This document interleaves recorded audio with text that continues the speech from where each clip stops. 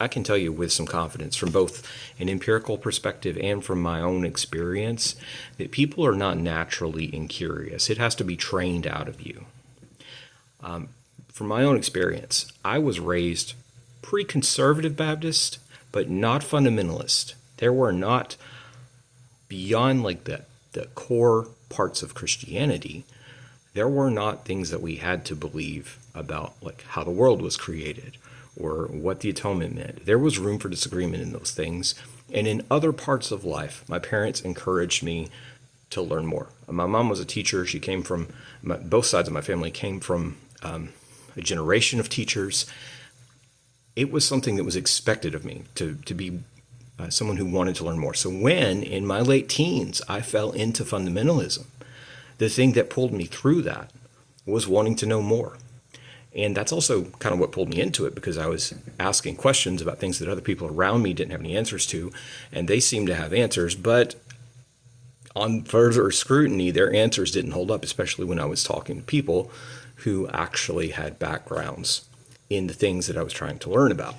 The thing that completely shattered fundamentalism for me was ultimately a Teachings of Jesus class. On a more empirical level, if people were naturally incurious, you would not have the infrastructure in place that exists to make them not ask questions.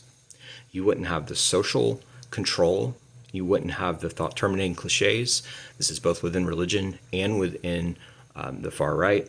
And you would not have the media ecosystems, again, both within religion and within the far right, that are needed to give people things to think about, to swat them on the hand when they go too far, and to make sure that if they do start thinking too much about something, they have a thought-terminating cliche right there to grab and snuff that idea out.